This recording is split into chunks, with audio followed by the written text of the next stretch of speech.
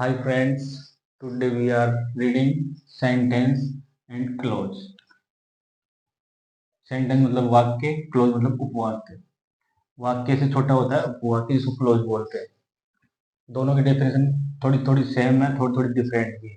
Same ऐसे एक group of words, ये भी एक group of words.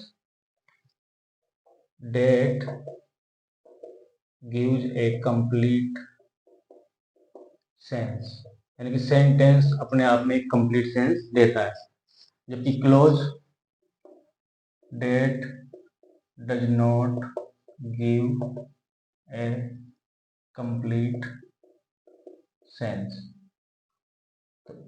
Group of word दोनों में ये सिमिलरिटी है, और ये देता है और ये नहीं देता है, ये दोनों में डिफरेंस है। फिर आगे और देखते हैं। It has a subject and a finite verb.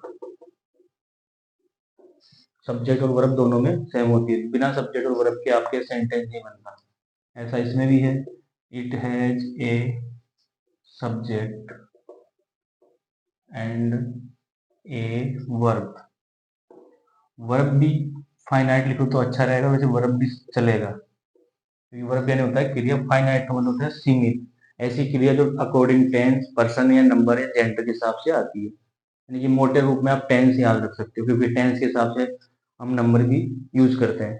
तो टेंस के अकॉर्डिंग जो वर्ब आती है वो फाइनाइट वर्ब होती है। तो इसमें बस हल्का सा याद रखने के लिए आप टेंस दिमाग में रखें, क्योंकि टेंस करेंगे जैसे डू डज है, जा रहे में, वाज वर है, जो है, तो वहां पे अपन जैसे इसको सिंगुलर में लगाते हैं, आर को प्लूरल में। ऐसे ही जैसे वॉज एंड वर है, तो वॉज होता है सिंगुलर, वर होता है प्लूरल।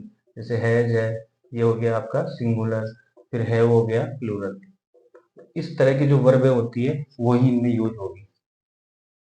फिर नेक्स्ट इसमें डिफरेंस ये भी है, it can not be A part of close. Sentence कभी क्लोज का पार्ट नहीं हो सकता।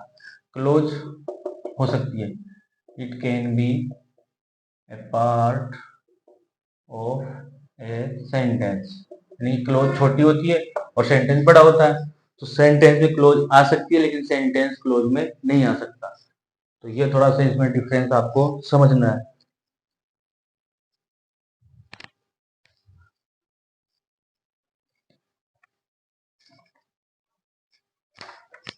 अब close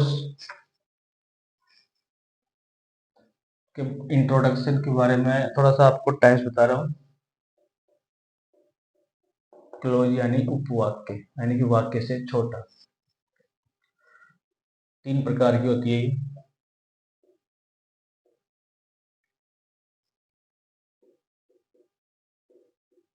noun close, adjective close और एडवर्ब क्लोज। सबसे टफ टॉपिक आता है ग्रामर का ये क्लोज वाला, और समझ में आ जाए तो सबसे सरल भी यही होता है, क्योंकि कोई भी चीज होती है वो सरल थोड़े टाइम के लिए हो सकती है, हार्ड भी थोड़े टाइम के लिए हो सकती है। समझ में आ जाए तो वो सरल है, नहीं समझ में आया तो वो हार्ड। तो ये तीन टाइप इसके क्लोज के हमने को याद रखने हैं। अब जैसे थोड़ी सी इनकी डेफिनेशन की बात कर लेते हैं। नाउन क्लोज में जो काम नाउन करता है वही नाउन क्लोज होगा। तो नाउन के दो काम होते हैं, स्पेशल, सब्जेक्ट और ऑब्जेक्ट। एडजेक्टिव क्लोज यानी होता है, आपको पता है, विशेषण, यानी कि विशेषता बताने का काम होगा। इसमें ये जैसे संज्ञा है, तो संज्ञा जब अधिकतर सब्जेक्ट और ऑब्जेक्ट ही होते हैं। एडजेक्टिव किसे कहते हैं, हमने हिंदी में पढ़ा, जैसे कि भाई संज्ञा या सर्वनाम की विशेषता बताने वाले शब्दों को ही क्या कहते हैं, विशेषण। तो इसमें भी यही होगा, एक तरफ तो जैसे या तो नाउन हो या फिर प्रोनाउन, इन दोनों की अगर विशेषता कोई सेंटेंस बताएगा, यानी कोई क्लोज बताएगा, यानी कि वो एडजेक्टिव का काम करेगा, तो वो एडजेक्टिव क्लोज होगा। ये मोटे मोटे रूप में इसकी एक डेफिनेशन है। एडवर्ब होता है क्रिया विशेषण,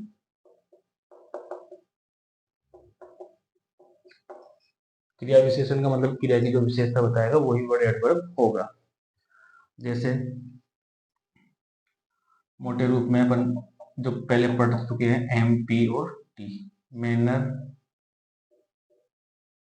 प्लेस और टाइम। तो ये ऐसे वर्ड एडवर्ब्स हैं जो हर सेंटेंस में, जैसे टाइम लास्ट में आता है, प्लेस उससे पहले, मैनर उससे पहले। जैसे 6 होते हैं, फ्रीक्वेंसी, रिजल्ट, ओकेजनली वगैरह, डेली ये लगाते हैं, पर वो इतने काम रेयर केस में आते हैं। पर मैनर, प्लेस और टाइम तो हमें ध्यान रखने ही रखने, तो ये इससे याद हो जाएगा। तो एडवर्ब का काम मैंने ये विशेषता बताएगा क्रिया की। तो कोई क्लोज अगर क्रिया की विशेषता बता रहा है तो वो एडवर्ब क्लोज है। तो ये थोड़ा सा डेफिनेशन यानी कि इसके बारे में अपन ने समझ लिया। फिर जैसे सेंटेंस किससे बनेंगे, कितने मिनट का हो गया?